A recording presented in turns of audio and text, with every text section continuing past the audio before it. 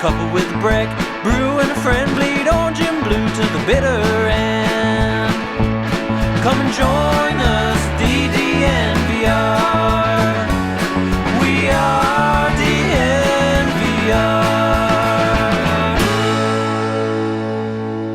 Welcome into the DNVR Broncos podcast on this wonderful Wednesday. I'm your host, Zac Stevens, joined by my man, Andrew Mason, coming off a Broncos press conference yesterday where we learned a lot about the Broncos' new coordinators and their entire coaching staff, and I want to talk all about it. And first, I got to tell you about our presenting sponsor, MSU Denver Online, because time and time again, the one thing that will protect you against economic downturn and have stability in your life is having an education, because that will allow you to get jobs and keep jobs, and you can go build your toolbox over at MSU Denver Online. And at MSU Denver Online, you don't have to choose whether to earn a degree and take classes or continue your job. You can do both, and that is so important in today's world. And over at MSU Denver, they let you do that. So check out the hundreds of classes they have and the tons of programs they have over at MSU Denver Online. My boy, Mase, how is it going, my friend? I'm trying to stay warm. I got the vest here. Yes. Although I made the mistake of, for an appointment this morning, I made the mistake of saying, okay, I think I'm good getting from my car to inside with just this. It was enough time for me, like, damn, I am freezing. You're 100% right. What is it? My car thermometer said it was single digits when I was driving over. Oh, yeah. Oh, absolutely. I mean, when I woke up, it was -2. Yeah. When I was coming over, I believe my car was in the single digits as well. Yeah. Mase, this was that yesterday and today, and I think tomorrow as well, have been so incredibly cold. It's opened my eyes to just how cold it can be, because I typically do the exact same thing as you. I typically don't even wear a vest, just wear a shirt. And I'm like, you know what? I'm going to be cold walking to my car. I'm going to be cold when I get in my car, but then I'll be fine. I don't need a coat. Like you said, that was a mistake. It was so much of a mistake yesterday that, Mase, when I drove to the Broncos to do the press conference yesterday, it took me 30 minutes in the car. One, my car didn't start, so I had to jump it. No. The cold killed my battery, so I had to replace that this morning. And two, it killed my laptop battery. What? In terms of, it was fully charged when I left, closed it, didn't use it. When I open it, always, it's full battery still. I got to Broncos, fully closed, so I had to do everything on my phone, or it was fully dead. I had to do everything on my phone because the cold killed my car battery and my laptop battery. Dude, there are electrical outlets in that area. You should have told me. I could have let you borrow my charger. Oh, well, I had a charger that works for that laptop. I appreciate that. Yeah, that's true. You got to let me know these things, Zach, because I could have helped you out. I feel bad. The thing that I noticed, like, I got there right before you did. Yep. And I didn't wait because I was like, I had on a jacket and I'm like, I'm cold, I'm getting in. Yep. And you stepped so lively and I walked pretty briskly. You ran, like, and I looked, I'm like, oh, who's right behind me? Mm-hmm. You even though you were still parking your car when I was already kind of halfway up the sidewalk. You were right there at the gate behind me. I was stunned. I was like, "Whoa, you got here to hurry." It was so cold. I couldn't take it any slower. Yeah. But yeah, you were hard to catch up to, Mase. And the Broncos. I move. It's that brisk walk I perfected many years at the combine. And by the way, I don't know if yes. you've looked at Indianapolis next week. We're getting combine weather next week. Oh no! So more of this is what you're saying. Yes, just to kind of give you a preview here. Monday, or we're getting combine weather early. It's going to get a little better. Okay. But remember, there's humidity, so if you feel it. Yeah. Monday, high of 31, low of 9. Tuesday, high of 41, not bad, low of 10, but very windy. Oh, no. And then by Wednesday, it starts to get better on Wednesday, so it should be ending much better than it begins, but we're going to start with some good old Indy combine weather. And you're going to need that St. Elmo's shrimp cocktail sauce to clear those sinuses. That will certainly warm my nostrils up. And just a reminder, we are going to be at the combine. We're going to be there next week. We're going to be doing live pods at least Tuesday and Wednesday, so make sure to stay tuned to that. We're talking to the Broncos brass on Tuesday, and then, of course, we got quarterbacks talking Wednesday. It looks like the combine figured their stuff out, so it looks like players are going to be there. We're not going to have a holdout, and Mase, Ryan, and I are going to be there giving you everything you need to know. And Mase, you and I were there yesterday, giving you everything that you needed to know from the Broncos press conference, where we finally got to meet the Ejiro Evero. We got to meet Justin Outten, and we got to meet Dwayne Stukes. Those are the Broncos defensive coordinator, offensive coordinator, and special teams coordinator. What did we learn, Mase? What was your biggest takeaway? Well, I mean, do we want to kind of start at the kind of basic schematic? Sure. All right. Defense is going to be 3-4. Yep. Still. There's going to be a fair amount of carryover. Look, some of the stuff that they said about, okay, we're going to adapt the players to the scheme, you hear that from every coach. You certainly do. And I remember Pat Shurmur saying that, and then it didn't happen. Right. I think we need to separate the stuff that we hear from every coach from the stuff that is actually different. I like that. And not just coach speak. Or that is specific. And so let's kind of focus on 3-4. Focus on how there's going to be a decent amount of carryover from what Vic Fangio ran. And it stands to reason. Evero has worked for Vic Fangio. In Los Angeles, he worked for Brandon Staley, who installed the Vic Fangio defense in 2020. And oh, by the way, when Staley took the Chargers job and Raheem Morris came in to run it, he was tasked with running the same defense. They didn't change up much last year. So for Evero, he's got a handful of years working in this scheme. I think maybe you'll see some more elements, and we're going to dig into how he wants to use pressure, because he did say if you're not getting pressure with 4, you send 5. If you're not getting pressure with 5, you get 6, and that's where you could end up seeing some other wrinkles thrown in. If you have to get pressure with 6, does that mean, for example, you rely more on your corners to do man coverage? Because, of course, Evero, in his background, is also time working under Wade Phillips in Los Angeles as well. Not to mention, and I think there's less of an emphasis here, but he came up originally in the NFL in Tampa 2 concepts under Monty Kiffin. Yep, and he's got, does he have a huge wealth of experience of guys that he's played or coached under. Pretty good resume and portfolio that he has, including Monte Kiffin, including Brandon Staley, including Vic Fangio. Can you think of many coaches who've worked under, I mean, those are,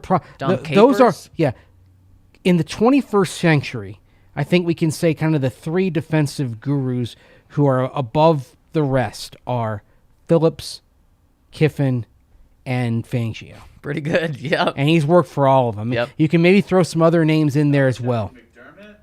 Well, definitely Belichick. Definitely Belichick. McDermott, though, don't forget McDermott is the other name you'd throw in there would be that you could, I think, would join them would be Jim Johnson.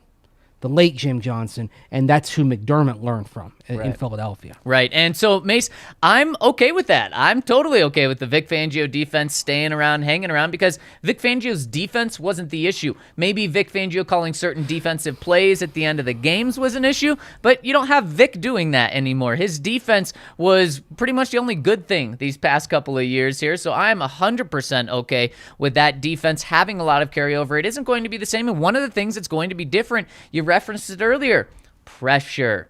And I like this a lot. Wade Phillips, a guy that Evero has worked for, did bring pressure. Vic Fangio, not as much. Evero said you have to get pressure on the quarterback. And so if you're bringing 4 and it's not getting to the quarterback, you got to bring 5. If you bring 5 and it's not getting pressure, you got to bring 6. And I love that mindset, especially when you have a talented secondary like the Broncos do. You should be able to rely on Pat Surtain going one-on-one against the number 1 cornerback. You should be able to rely on Ronald Darby going one-on-one against the team's second best wide receiver, and then Justin Simmons back there. Yes, Caden Stearns, but you're not going to have a wealth of experience at every single position in the secondary. So I love that, and I think it matches up with the Broncos, what they have pretty well. Yeah.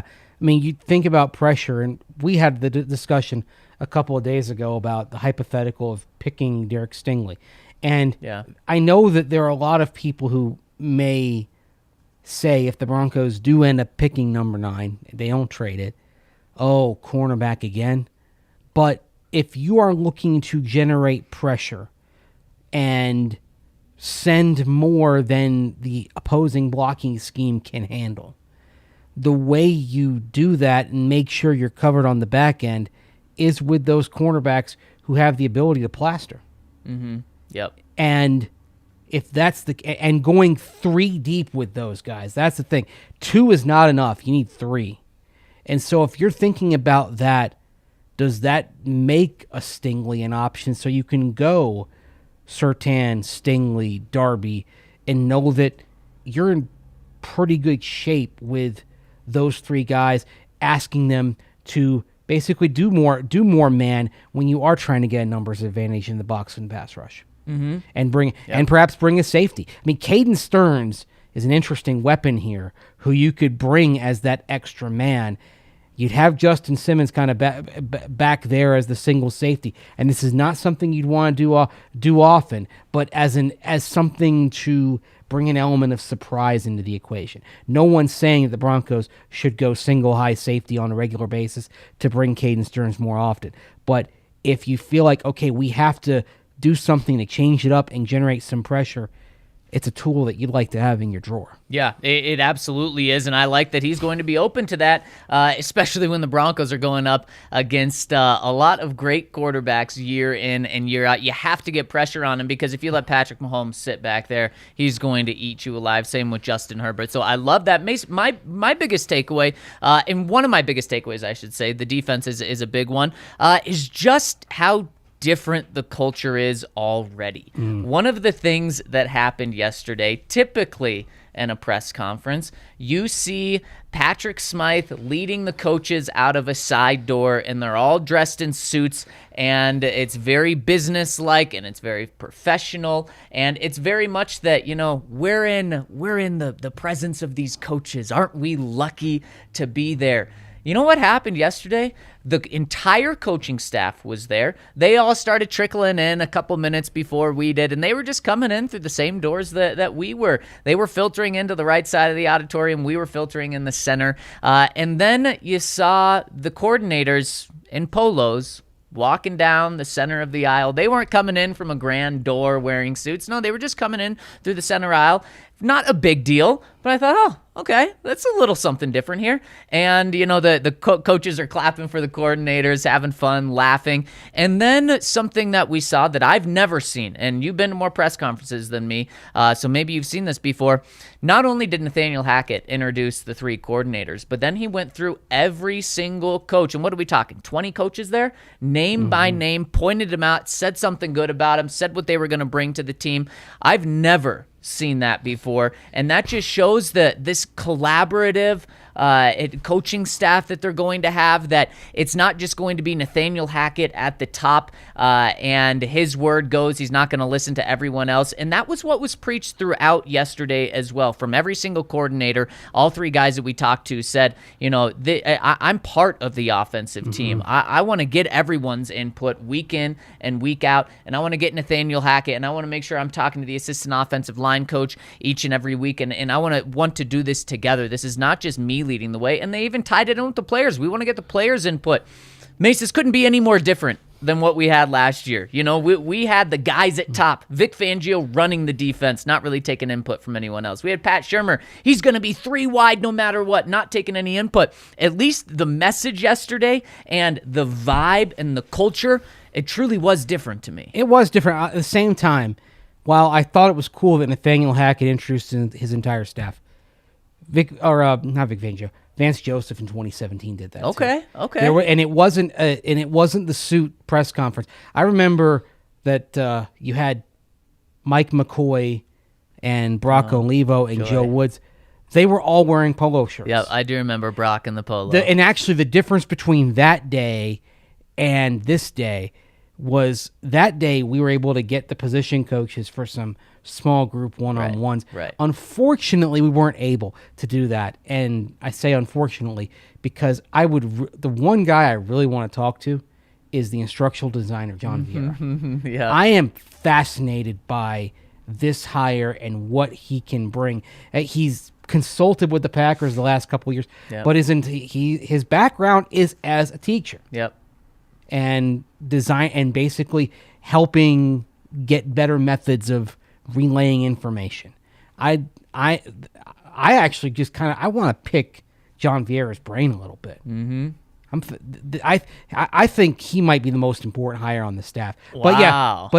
Because he's going to impact every coach. This is the coach of the coaches. This is the one who's going to implement some different teaching methods to be more engaging for the players.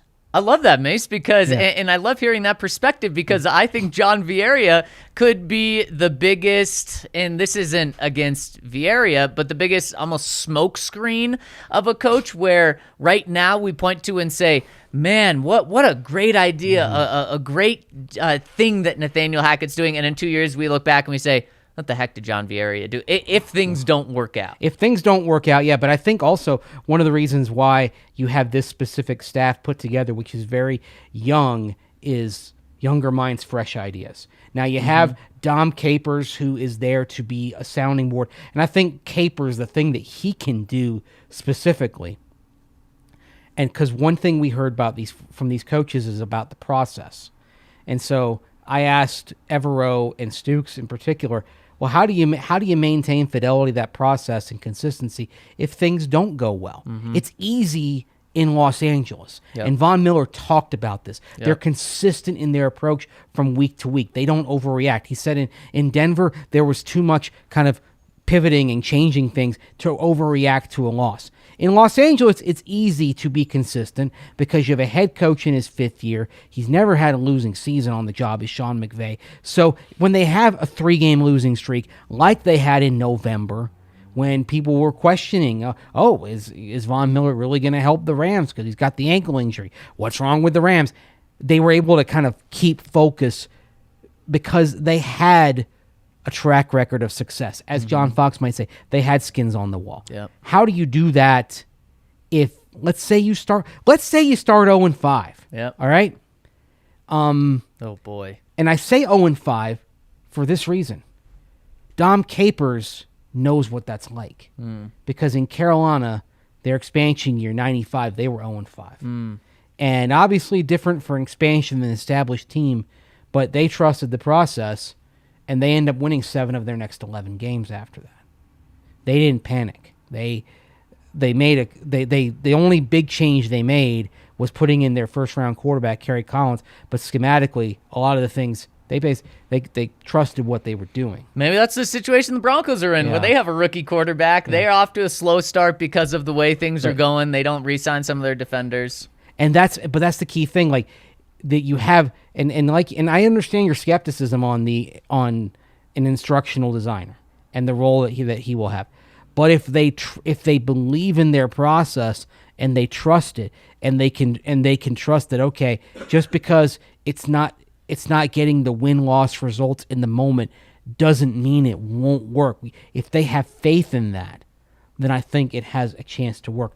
But you've got to have a resolve that, frankly, it would seem Vic Fangio and his assistants didn't have, because they were trying to change. Because they were kind of, especially as you got into 2020 and 2021, they were trying to kind of pivot quickly. 2019, you actually got the sense that it was a little bit more process driven. Right. Because they were 0-4. They did, and then they made a couple of personnel changes. But those first 4 games, they kind of let things, let's feel it out, let's see what we've got, and then we'll start trying to do that. And they lost the plot a little bit, and you maybe can say they lost the plot when Pat Shurmur walked in. By the way, no one's hired Pat Shurmur, have they? No one's hired Pat Shurmur. It's pretty incredible what this former staff is looking like out on the open market. Not many people getting picked up. I know you have Chris Cooper, who got picked up to be the Vikings offensive line coach. He's fairly young. I don't think Mike Munchak has signed anywhere. Now, I have to imagine that's more so his choice, just like Vic Fangio has had some opportunities, but he's chose not to. But still, those guys are unemployed as it is right now. Now, they're both getting paychecks from the Broncos, but it is pretty crazy, Mace. And you have Tom McMahon and Ed Donatel have jobs. Of course, Ed Donatel out with the Vikings and Tom McMahon with the Raiders. But I mean, it's not like this coaching staff was really was really sought after. Yeah, it's funny that Ed Donatel and Chris Cooper effectively got promoted. Mm-hmm. And he did. Cooper's young. With Donatel, based on what he'd done under Vic Fangio, I think it was a deserved promotion for him. Sure. To go, but to be calling plays again, to be calling plays after working with Vic Fangio, right? But it's interesting how many coaches from that staff are just kind of sitting out there. I imagine we may see a few more picked up as we get further into the cycle. But yeah, yesterday, did you kind of glance over at that group of assistants? Because where we were sitting, the media was all in the middle section of the auditorium, and then off to the left of us, there were some scattered staff people. And then off to the right were the coaching staff members. Yep. And I looked over, and we all know Dom Capers' face because he's been around so long, and we recognize him. And we know Zach Azani's face, and then Christian Parker's over there as well. But aside from that, we're getting to know a lot of new faces. We are. We certainly are. And Mace, I want to get into this more by playing a little game of buy or sell with you. See if you're buying what these guys are putting down or if you're selling it. But first, I got to tell you about our friends over at DraftKings Sportsbook. If you're looking to buy stock in the Denver Broncos, do that over at DraftKings Sportsbook. If you're looking to buy stock in the Denver Nuggets or any NBA team, do that over at DraftKings Sportsbook this week. And all you have to do is put $5 into a new account and then bet at least $1 on any NBA team to win this week. And when they win, if they win, you'll get $150 in free bets in your account. No better way to start off your account than with $150 of free bets to keep building that account. So head to the App Store now, download the top-rated DraftKings Sportsbook app now, and use promo code DNVR when you sign up to get this 150-1 odds offer from our friends over at DraftKings. Of course, they are an official sports betting partner of the NBA. Must be 21 or older, Colorado only. New customers only. Restrictions apply. See DraftKings.com/sportsbook for details. Gambling problem? Call 1-800-522-4700. Minimum $5 deposit. Also want to tell you about, tell you about things here at the DNVR Bar. Of course, it's popping with watch parties going on for Nuggets games, for Avs games. We're going to get into more. Rapids watch parties. Of course, had a watch party for the first leg of their CONCACAF Champions League tie that they had last week here. But that's the sort of thing we got going on here at the DNVR Bar. Watch parties where you're going to get the sound for your Colorado teams. So if you go to other bars, you might see the games on the TV, but you might have music, you might have something else. Here we're all about our teams from Colorado. So come on down to the DNVR bar, check it out. If you're a member, you can get that big beer for the price of a small beer. You can go over to the merch area, get yourself some merchandise, and get a discount on it. And of course, You can have some of that great food here. If RK were here, he'd tell you about the chicken sandwich. I'll tell you about the turkey club sandwich here, the club level sandwich. Love that. So there's plenty of good stuff here at the DNVR bar. Come on out and check it out. And if you're a member, get that discount. Get the big beer for a price of a small beer here at the DNVR bar. We're also a big fan of Colorado beers. Like you were saying, you can get the big beer for the price of a small beer here. And of course, that beer is Breckenridge Brewery. Man, today it is definitely time for an Hot Peak IPA. Maybe an Avalanche beer as well with that cold weather out. You want something that's going to pack a punch, and those beers do it. And it's always season for Strawberry Sky. They have so many good beers. You can't go wrong. Mango Wheat.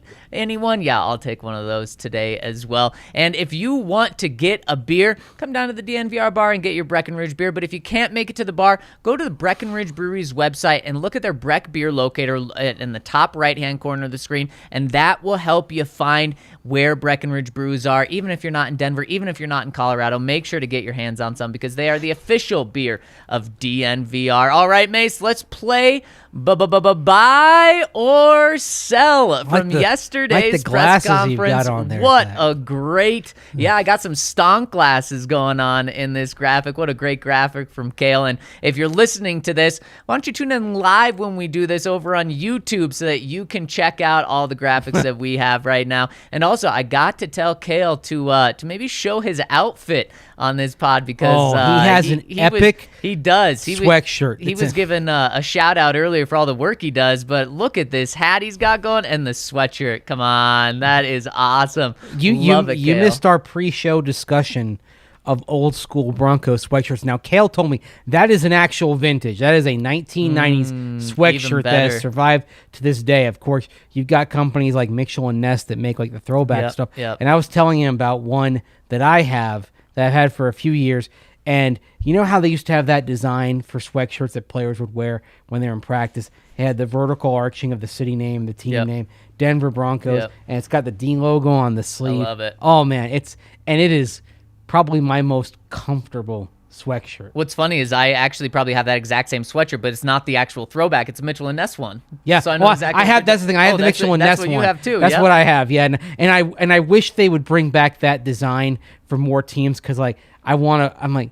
They need to bring that back. I want to buy that and have it. I want to buy a Bucks version of it. Right. I was going to say maybe we can do that here, but I don't think we're going to do a Bucks version here. Probably. I know you're not. But I want it with the old Bucko Bruce on the sleeve. That would be really cool. That'd be really cool. And so, May, speaking of buying things, I'm going to ask you a couple of things that were said yesterday in the press conference, and I want you to tell me if you're buying it or not. And the first one, you can't do buy or sell this offseason without talking about Drew Lock. And there was only one question about Drew Lock, and there was only, I believe it was a 3-sentence answer from Justin Outten, of course, the offensive coordinator, when asked about Drew Lock. Here's what he said. As far as Drew, he's got a powerful arm. He's done a really good job as far as using his legs and being an athlete. As far as that, I want to see how he fits in this system a little bit more once he gets the playbook under him, and then we'll go from there. So my question to you, Mace, is are you buying that this quote means something and that he believes in Drew, or are you selling it just as what the hell else is he supposed to say? Sell. Yeah, that was pretty quick. Yeah, and I think part of it was the things that he praised were the raw tools that would have been praised coming into the process 3 years ago. The powerful arm, not accurate arm, powerful arm, using his legs, being an athlete. Well, he's always been an above-average athlete. I mean, it goes back to him having a basketball background. And, of course, using the legs. He probably watched the 3 games of film from the end of the season. 2 running touchdowns against the Chiefs. There you go. Using his legs. But this was I think I'm not disputing the sincerity of it, but you're not going to say something bad about the quarterback or anybody at this stage. And they're in their evaluation right now. I think it was it was banal, basically. Well, and I'm really happy that I got to ask you this, because Ryan pretty much asked me this exact same question last week in terms of when Clint Kubiak said something very similar, and I said, I'm 100% selling it, so I'm also selling this as well. What else is he supposed to say? He's not going to go up and trash the guy. But Mase, what you also have to say is, why isn't he buying, or why aren't we buying this right now that they're bought into him? Because this is something that you could have said about him 3 years ago when he was coming out of the draft. Everyone knew he had a powerful arm, and that he was enough of an athlete to be a good enough athlete in the NFL. So I'm not going to buy that the Broncos are sold on Drew Lock by this comment at all. I mean, do you really think that they all came here and that Drew Lock would be their first or even their second option to be their quarterback? No, and the reason is because when George Paton introduced and was talking about Nathaniel Hackett's hire a couple of weeks ago, he was talking about bringing in outside quarterbacks. Right. So it's not just these coaches. It's so I'm right there with you. But it was something that was going around last night. Some people saying, "Oh my gosh, they really like Drew. They're sold on him," and some people saying, "Come on, these are just the physical tools he's talking about." And the reason why you would say something like this, you don't want to be negative. And the reason is, what if your plans A, B, C don't work out? Right. Okay? I mean, you don't get Aaron Rodgers. Right. Maybe you decide, okay, we don't really want to trade for Jimmy Garoppolo, pardon me. We don't want to trade for Carson Wentz. Right. And in the draft, the only guy you like is Sam Howell, and he goes 2 picks before, or something like that. So there's literally no benefit to coming out and giving a pointed critique. So you focus on what the positive attributes are. Right. But again, the positive attributes that you can say about Drew Lock, you could have said the day he was drafted. Right, exactly. And that, I think, some of that is on the stuff around Drew Lock, but a fair amount of it is on him not developing as people hoped he would. Yep. And the chat is popping off, and of course it is. And I want you guys to let me know if you're buying or selling these as well. And of course, give us a thumbs up while you're there. Subscribe. We really appreciate the support. It really helps us, and it makes our community grow. So thank you guys so much. All right, Mase, we're on the same page there. Yeah. My next one, Dwayne Stukes had this quote yesterday.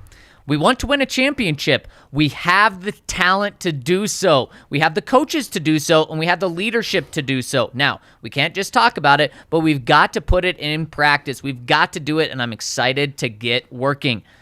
Do you buy that the Broncos have the coaches and the talent to win a championship right now? Well, we got to see what they do. I mean, I like the confidence. Okay. But that's not a buy or sell. If you're not buying or selling, I don't know if you're standing in the aisle. Is that what you're doing? No, kind of. But I just want to say that I like the confidence. But if they don't get a massive upgrade at quarterback, this isn't a team that's championship contender. Of course, they want to win a championship. Everyone wants to win, right? Right. And again, they want to set a positive frame of mind. Mm-hmm. This is messaging here, right? Yep. I like the energy. Yep. But I'm also I have to say sell on this one, because we are talking about needing a quarterback to be in that mix where you're a legitimate contender, and because of that, the roster as currently constructed, it's got a low ceiling. Yeah, this is absolutely a sell for me. Like you said, I like the optimism. Mm-hmm. This was not a question that was posed to him, by the way, so it's not like, oh, what's he supposed to say? So he didn't have to say this, but he did go out of his way to say this in his opening statement. But no, I'm selling this. Like you said, you start with the quarterback position, but then let's take a step back from the quarterback position, Mase. 0 Pro Bowlers. First time in 4 decades that has happened. Broncos didn't have a Pro Bowler. They had 1 All-Pro and Justin Simmons. This roster isn't there, but of course that's their goal, is to try to get it there. In terms of the coaching staff to win a championship, we have no idea. 2 of the coordinators just came off winning a Super Bowl, so I'm not here to say that the coaching staff doesn't have it, but I like the confidence, but that one had a lot of people scratching their heads. All right, next one, collaboration. We've touched on it a little bit. Will this be, do you buy that this is going to be an entire team effort like everyone preached yesterday? Or do you think when things get hard, it will crack and become the individuals at the top leading this organization like we saw the past couple of years? I think this is legit. But buying again, it. Ding, ding, I'm ding, buying. I'm buying it. But again, this is where they're going to have a deep trust in their process. Yeah. And that, again, we don't know. I'm not going to sit here, and I think it's unwise to sit here and say that we know that if they're 0-5, that they're going to stay the course. If they do, they stay the course, and ends up working out. You know what? You got something special. I mean, really old school people watching and listening may hearken back to when Joe Gibbs took over Washington in 1981, and they started 0-5, and they finished that season 8-8, and next year they won the Super Bowl. But they had, some would have said even then, an insane level of trust in what they were doing. Joe Gibbs had come over from the San Diego Chargers, Air Coryell. We know what kind of dynamic offense that was and how it lingers to this day. It was a staff of people that believed that they had successful track records from various spots. They believed strongly in what they were doing. They believed in their process. And if Nathaniel Hackett comes in and has that Joe Gibbs-like belief in the process, the whole staff is going to have that belief too. Right. And you're right. That does start up top. And I'm buying this as well, especially with how inexperienced it is. I think these young coordinators and very inexperienced coordinators want to rely on some of the veteran coaches they have, but also it's a very young staff, and for a reason. They want to get these new, fresh ideas. And when you say the process, one of the things that Von Miller pointed to about what was different between Denver and what was different with the Rams was the Broncos wavered in their process while the Rams didn't. And one of the things he pointed to was when we lose, we're not changing anything we do. Our meetings are still an hour and a half. Our practices are still 2 hours. But with the Broncos, we would, be grinding earlier. We'd be told to get there earlier. Our meetings would be 3 hours now. We'd be on the practice field 45 minutes longer. And so those are the things, literally, when you talk about process, it's simple things like that was flipping left and right with the Broncos and throwing everyone off their routine. Whereas with the Rams, they lost 3 straight, and Sean McVay, he stayed the course. He was calm and cool. Now, I think it's easy to say that right now, especially when you just got a promotion, you're taking a new job, you're in a new place, you're coming off a Super Bowl like 2 of the coordinators were. It's going to be interesting to see if it stays this way, like you said, when they're 0-5. Yeah, and the thing is, the Rams never really had that test under Sean McVay because they've never had a losing season with Sean McVay. I think if you're looking for an example of the process and really sticking with it and sticking to your guns, you take a look at Zach Taylor in Cincinnati. 2 wins in year 1, 4 wins in year 2. Yep, that's a really good point. But the key is, if you've got a process, there have to be tangible signs it's going in the right direction. The tangible sign, of course, was drafting Joe Burrow and seeing him flourish. Yep. And then even after he got hurt in 2020, down the stretch, there was the sign they got was upsetting Pittsburgh with Brandon Allen at quarterback on Monday Night Football. That was you have to have indicators along the way that tell you you're headed in the right direction. Otherwise, people will, by basis of human nature, will lose faith in the process. Yeah, and I think Jose has a great point here in the comment section. He says, after 3 years of, quote, we know everything, we just have to work and coach better. And that's a great point. We heard that from Vic Fangio and the coaching staff. Pretty much, we know everything, we just have to coach it better, and we have to play better. And I think this new coaching staff is going to take the approach of, we don't know everything. And that actually came up because Nathaniel Hackett talked about one of the things that he liked and was looking for in his coaches was humility. As Hackett said, quote, we wanted guys with humility because coaches will tell you they know everything, but we don't. Yeah. You're always growing as a coach. We watch tape over and over. We spend so much time, and I think every coach has to have that mindset of being able to grow, change, and have a new way of thinking, unquote. And so I think another reason why you're looking at a fairly young staff is the cliche, Sometimes you can't teach an old dog new tricks. Mm-hmm. Well, now you got some new dogs in here. Yes, you do. Yeah, and they can learn the new tricks. Absolutely. It's a great point. All right, Mase, I got 2 more for you, but first I got to tell you about our friends over at Lightshade Dispensary. If you use the code DNVR, you'll get 25% off whether you're shopping online or whether you're in one of their 10 soon-to-be 11 stores. That 11th store opening in just over a week, so make sure to stay tuned with our friends over at Lightshade Dispensary. They also have Ripple, which is a fast-acting dissolvable, and it's clinically proven to hit 2 times faster than the leading gummy, and it absorbs within 10 minutes, so you get a consistent hit every single time that you take one. So make sure to check out Ripple, and whether you're a casual or a connoisseur consumer, they'll have it all over at Lightshade Dispensary. And again, use that code DNVR to get 25% off your entire purchase, and you'll get it every single time over at Lightshade Dispensary, any of their 10 locations, or online. You also check out Ranch Rider Spirits over at ranchriderspirits.com. Launched in 2019, born from a food truck down in Austin, Texas. Ranch Rider is a premium spirit-based seltzer brand. They were the first to put ranch water, which is an iconic Texan beverage, into a can. And Ranch Rider uses premium spirits like Reposado tequila or 6 times distilled vodka, sparkling water, and fresh squeezed citrus. That's it.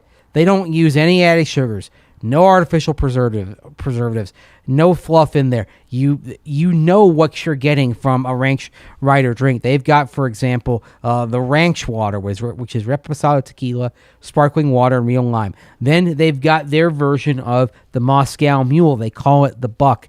Vodka, sparkling water, real ginger, real lime, and it's really refreshing, I can tell you that.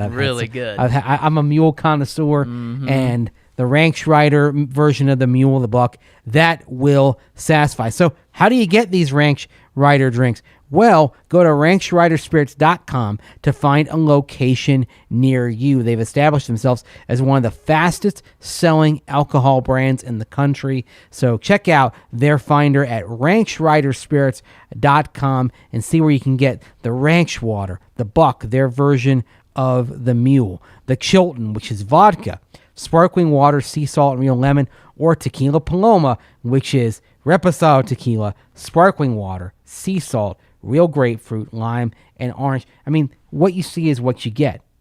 No preservatives, no added sugar. You can pronounce the ingredients, right? Mm-hmm. Yep. And that's usually the sign of a great and refreshing drink. So check all that out at ranchriderspirits.com. Absolutely. All right, 2 more buy or sells before we hop into the comment section, Mase. First one, the offense will change on a weekly basis. This is something that Justin Outten said yesterday. He said that it's so key to adjust to how to the defense you're playing and change your offense. And he said every week is a Super Bowl in terms of this mentality of approaching it to change your offense to play that defense. This is something that's idealized. People think that it's what to do. I think it's what every team should do. Yet, 2 teams do it every single season when they actually change who they are to go up against their opponent. Do you buy that the Broncos are going to do this? And buy that they want to do it. Everyone wants to do that. Everyone wants to be a diverse offense that can simply react to the defense's weak points and attack there. But then if you do that and you struggle, it's like, well, what's your identity? Right. What's your bread? What's your bread and butter? So I'm a little lukewarm on this. If you build a good offense, an effective offense, a balanced offense, then you're going to be able to do this naturally from week to week. Right. And it's if you're Bill Belichick and you have Tom Brady and a good running game as well, you can go out and throw 50 times when you're going against a bad pass defense, and then next week you can come and run 50 times because you know it's going to work, and you know that if the run game doesn't work, you can just rely on Tom Brady. It's harder if you don't have those. So what I will say is I'm going to buy that this Broncos team caters to their strengths on a year in, year out basis, because we've seen that with Nathaniel Hackett before. When he has a good quarterback, he lets his quarterback ride. He did pretty darn good with Aaron Rodgers. When he has a good running game, like he had in 2013 with the Bills and like he had in 2017 with the Jaguars, he let the running game dominate. And so I believe on a year in to year out basis, they're going to do this. On a week in and week out, so many teams don't do it. So I'm not going to buy right now, but I hope I'm buying by the end of the season. One thing I do want to see, and this can go hand in hand with this, I do want to see them develop bread and butter stuff that when things aren't working, that they can rely on this and they know it's going to work. And it's, it can, you can do it can be specific plays and outside zone run. It can be the play fake boot action in the pass game, or it can be a screen pass. I mean, remember when the bubble screen was the bread and butter back when Peyton Manning was here. Find some bread and butter things that when nothing else is working on offense, you know that you can stop the negative momentum, stop the slide by going to something that you know is going to work. And then if it doesn't work, then you're screwed. But generally speaking, that's going to be enough to get you back on track and keep things from getting any worse. Kenny in the comment section smashing buy. I love to see it. And Mace, the last one. I'm going to see if you're smashing the buy on this one. Evero got the call to become the Broncos defensive coordinator the day after the Super Bowl. The media literally laughed at this. As he gave a huge wink to it. I'm not just calling sell. I'm calling. Yes, and you're 100% right. It was a pretty fun moment yesterday. Yes. He was asked when he got the call, when he knew he was going to become the Broncos offensive or defensive coordinator. And of course, Broncos couldn't officially hire him until after the Super Bowl. It was widely reported. We knew he was going to become their defensive coordinator before the Super Bowl. So his answer was, I got the call the day after we won the Super Bowl. And then he gave a massive wink to the media. It was pretty fun. I would actually guess this. Nathaniel Hackett and Ejiro Evero have been thinking about working together for over a decade. Because of how far they go back to UC Davis. I think and of course working together even on the Tampa Bay staff in the 2000s. I think this is something they have been thinking about since they were younger and in their early to mid 20s. Yep. And here's the big chance. And I think you're 100% right. I think if Evero would have become a head coach, Nathaniel Hackett would have become his offensive coordinator, and vice versa. I think so and too. The Broncos did interview at least one other defensive coordinator candidate after it was already reported that they were going to hire Evero. So, I mean, it was very clear that this wasn't just the plan a month ago when they hired Nathaniel Hackett. This has been the plan for a decade. And every coach, when they're interviewing for a job, is going to say, okay, this is what I want my staff to ideally look like, and here are potential coordinators. And, it's interesting to see how much the Rams staff has been picked over. Yeah, and that's what happens with not only coaching staffs but also rosters when you win a Super Bowl. And you have moving on to bigger and better things. They just got their new offensive coordinator coming in from Kentucky out with the Rams. I mean, but what is really fascinating now is if the Rams keep winning and that Sean McVay special sauce continues to kind of work its magic on anybody who comes out there, it's gonna be something perpetual. Yep. If McVay stays on the job long term, that's the key thing. I mean, I think he's coming back for this year. He's gonna run it back, but I feel a lot better about my prediction that I made to you guys that Sean McVay is not going to be a coaching lifer. Yeah, you were on top of that. It does seem like it's going that way. It seems like it's more of a matter of years, not decades. And can you blame him? No, absolutely not. Heck, if he's 36 and is able to retire, do this for a year or two more and then just call it quits. If he gets another Super Bowl, then I mean, what? And having the one he's already kind of in that John Madden type of conversation, right? Yeah, crazy where enough. He's accomplishing a hell of a lot at a relatively young age. And the other thing we do learn is that burnout in coaching, especially as a head coach, it's real. It's very real. And and I think you can kind of see for Sean McVay that there's going to come a point where he says, "It's time. I want to stay around football, but I want to have my life." Right. Yep. And he's getting married. That may be coming soon. Right. He's getting married later this year. He's talked openly about like how much he wants to have a family and how he wants to be an active father in the life of his kid or children, however many they have. So I'd say the Rams enjoy Sean McVay while you can. Oh yeah, because I don't think he's going to have a Belichick-like run, and that's okay. Belichick is just wired different. He certainly. I think Sean McVay is more human than Bill Belichick is. I mean, yeah, wanting to be around your family and have a family, that certainly seems like it. And now let's hop into the comment section and talk to the people. Kale, do we have any super chats here?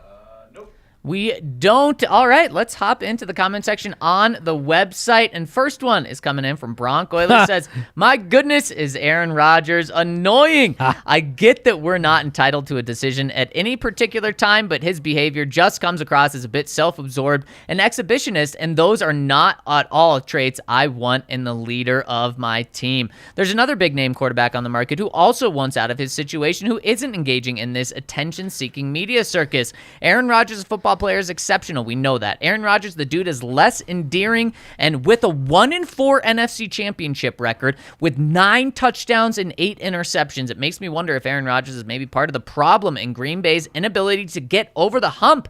If I were George Payton, I'd be giving Russell Wilson a longer look than I'd be giving Aaron, but that's me. Well, I agree with you. I think Mase agrees with you there, and I gotta say, I knew the 1-4 NFC championship record. I mean, I've been preaching that for years. Yes, I didn't have. realize 9 touchdowns and 8 interceptions in those 5 games. Whew. He hasn't played well. There's no doubt. But that being goodness. said, the reason why Green Bay is at least at the hump and knocking on the door year after year is Aaron Rodgers. Sure, yes. They're not coming.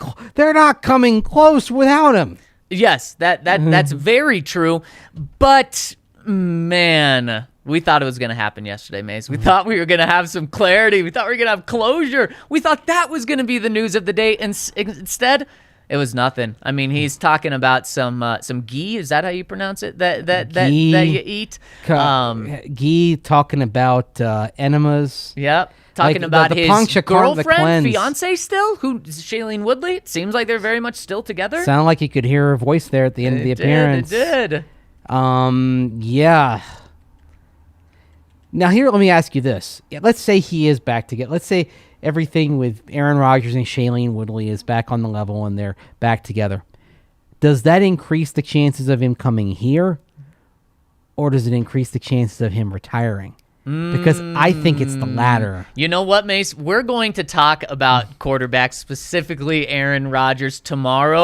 We'll really we're warning dive in. people. If you don't want Aaron Rodgers talk, don't listen tomorrow. It's gonna be more than just Aaron Rodgers, Okay, because a decent amount of things have happened in the quarterback situation. All right. But Bronco Euler, yes, I was very annoyed as well that we did not get an answer yesterday. We're not entitled to it, but come on. He knew what he was doing with that Instagram post. He knew what he was doing having Pat McAfee set up a big show. And you know what? They did numbers. Congratulations to them. It's like Christmas, okay? You assume you're finally getting the gift, right? Yep. And then no. We're gonna wait until the Epiphany. Yeah, I was gonna say the worst thing about it is it's not like the parents said, we're gonna, instead of opening your gift on Christmas Eve, we're gonna make you open it on Christmas Day, and you're like, shoot, but okay, I can wait 12 hours. No. Aaron Rodgers is saying, I'm just gonna let you wait out there, and maybe tomorrow's gonna be a day, maybe not. And on top of it, it's not. You don't know that it's what you want. Oh, it's absolutely. not like you see. Like I'm gonna go old school here. When I was 6 years old, we had actually used our Atari 2600 so much that we had to get a new one. Wow, impressive. Yes, quite a gamer. Yeah. So I knew what the box was shaped like, and I knew under the tree sitting there, that's what it was. And so it just was kind of counting the days, and I was ecstatic. Imagine if I had opened that box a few days later, and it was actually a box of tube socks and underwear. Oh, that would have been stinky, probably. Right. Yeah. And that's what it could be with Aaron Rodgers, right? Could be, very well could be. From the Broncos' perspective. Yeah. So find out what we're getting. Maybe we'll know tomorrow, and we'll be talking about it. Massive Trump comes in and says, been meaning to ask you boys if and when DNVR will have a dedicated UFC channel. I'm no journalist, but I'll gladly wax poetic about my crush on Francis Ngannou for an hour a day free of charge. Well, we may do that at some point. I'm not sure what the what management is thinking about that. Well, the ever-expanding all-city empire. Exactly. I would imagine that there is... There's probably room for something on UFC and MMA, and we would have experts on that. I'm here to tell you, sorry. I have never seen that name before in my life. And I definitely just mispronounced it, so I am sorry about that. And Chubb, I'm curious if you're going to keep your name when you come work for us and are talking about UFC, or if you'll change it from your username right now. Mile High Till I Die says, after listening to Aaron Rodgers on the Pat McAfee show, I think there's a good chance he's retiring. They covered a lot of ground in the interview, but the most poignant theme was of retirement and being at peace with walking away. I think it's a 60% chance he retires, 30% chance he returns to Green Bay, and a 10% chance he comes to Denver. George Payton should be calling Seattle and offering 3 first-round picks to get Russ in the building. Mace, and 2 of the 3 comments so far, we're saying adios to Rodgers and hello to Russell Wilson. Hey, I'd rather have Russ too. Younger. Yes. More left in the tank, presumably. Yep. Less drama, although Russ still comes with drama, but not certainly as much. Yeah, there's a little more clarity there. The only thing is, does Russ want to leave, or have they patched things up in Seattle? It is weird that not hearing about Russ is like, oh, well, everything's good there in Seattle, just because we've heard so much about Aaron Rodgers and Kyler Murray that I have to remind myself that it doesn't have to get to that point for a guy to one out. And so I keep reminding myself, oh, Russ is still potentially in the equation, even though he hasn't been in the news every single day. I imagine that's something we're going to learn a little bit more about when we're in Indianapolis next week. Yes, I think you're absolutely right. Melbourne Broncos says, hi, guys. Looking ahead, if Denver runs with Drew Lock, who do you see having the first 5 picks in next year's draft? Surely a few teams improve and a few fall away. I still think Drew puts us around the 8, 9, 10 spot. Too much talent on this roster to not get 6+ wins. Cheers. Ooh. Houston will be in the top 5. Yep. Houston. I don't think Jacksonville will be. No, I do think Trevor Lawrence takes a jump. I think they'll be better. I think they'll be much better. In fact, I would say probably in terms of raw win total, I think they end up as the most improved team in football. I love that. Keep saying that, Mace. Ryan and I made a pizza bet last week. I win a pizza if Jacksonville makes the playoffs. And he wins a pizza if they finish in with a top 5 pick in the draft, and then anywhere in between, probably a push. It's probably going to be a push, but whose side do you like more? Yours. Yes, let's go, baby. When Lawrence makes the leap, I think it's going to, again, not exactly like Peyton Manning, but I think it's going to be very sudden. It's going to all come together pretty quickly for him. Getting Urban Meyer out of that building, I think, breath of fresh air. And I don't like putting too much on performances at the end of the season, but playing a team in the Colts that had everything on the line and just thoroughly kicking their butt in that season finale. And frankly, and the other thing with Trevor Lawrence is every game there was something where you said, like, when it happens, he's going to be big. Like, there were big time throws. Remember the touchdown that he had on the first possession? Yep. Against the Broncos week 2? That was a big time throwing catch. It was easy. He just moved down the field. Yeah, and I think with a more stable environment that you're going to see down there, I think they're going to make a pretty quick rise. Yep, I agree. So really quick, I'm going to go through some bad teams last year. You tell me if they're going to be a top 5 team, and I'll stop when we get to 5. Perfect. Jacksonville. No. Detroit. Wow. Okay. You're thinking about Here's this. the thing, though.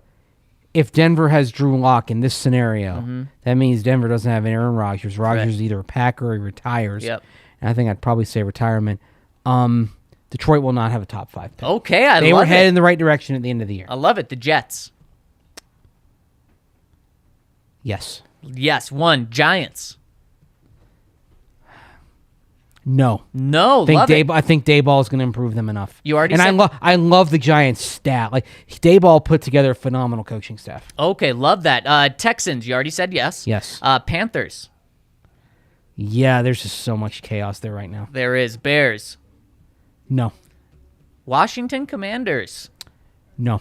Seattle Seahawks. You know what? Seattle will if they trade Russell Wilson. I agree. Yep. And do you think they trade him? I think if they trade him to Washington. That's the interesting thing. Oh, that is interesting. So that's why they're kind of we'll those two kind are of put them on connected. the side. 2 more teams. Atlanta Falcons. No, because that division is going to be so shaky that I think they'll find a way to get 7 or 8 wins. So when we go through every team that had a worse record than the Broncos, you've got 3 of them in the top 5. Broncos, I mean, it's not the craziest thing to say if they don't upgrade quarterback, if they let a lot of their talent that they have as a free agent walk right now, who's to say? You're missing New Orleans right now, though. Okay. Like New Orleans is in bad cap situation. We'll see what Dennis Allen learned from his last coaching job, but that's a team. Even though it's going to be a bad division, especially with Tom Brady not back in Tampa Bay. I think they could be one of the worst of a really bad lot. You could see 2 NFC South teams in the top 5. And both of them will be thinking quarterback. The one thing that could change it for Carolina, we do know that David Tepper is sniffing around every quarterback possibility. Yes, he is. is. There's a report that they have called Minnesota about Kirk Cousins. So I'm sure there's going to be a phone call placed to Jim Irsay in Indianapolis. I'm sure that even though it hasn't gotten anywhere, there's been some kind of back channel call regarding Aaron Rodgers. I'm sure there's been a call about Russell Wilson. Man. David Tepper is a desperate man for a quarterback. By the way, did you notice that there are 5 coaches who are not speaking at a press conference at the Combine? 4 of them are John Harbaugh, Bill Belichick, or Kyle Shanahan. Kyle's not, huh? Yeah, Kyle Shanahan is not. So Bill Belichick, Mike Tomlin, Kyle Shanahan, John Harbaugh. The 5th is Matt Rule. What has Matt Rule done to get out of speaking at the Combine? That's a great question. 3 of those coaches have Super Bowl rings. Kyle Shanahan's been to 2 conference championships and a Super Bowl in the last 3 seasons. What has Matt Rule done to get out from that responsibility? Man, he was the hot name a couple years ago, and since then he's done nothing. Man, could I see Carson Wentz ending up in Carolina? That just seems like Sam Darnold 2.0. They're just, I mean, yikes. They would have been better off in terms of franchise investment, cap cost, everything. They would have been better off staying with Bridgewater.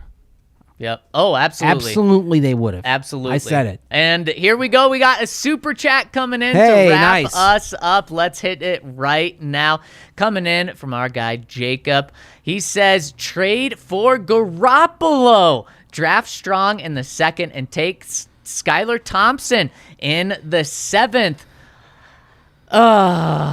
Jacob, I don't agree. I want the Broncos to go all in on their next quarterback. That's been their issue, is not going all in. If you trade for Jimmy, as much as I hate to say it, go all in on him. And drafting a quarterback in the 2nd is not going all in. If you want Carson Strong, draft him in the 1st because he's your guy. You love him so much. Don't do what you did with Drew Lock. And with Drew Lock, you passed up on him, 3 different times before finally taking him? That showed that you didn't actually like him that much, yet you made him your plan of the future. If you want to take a flyer on a guy in day 3, that's fine because you're not going to build around him and make him your plan. And if he happens to work out, I love it. But I can't get behind just more dipping our toes in the water on quarterbacks. If they draft a 2nd rounder, I don't want them to treat him like a 1st rounder.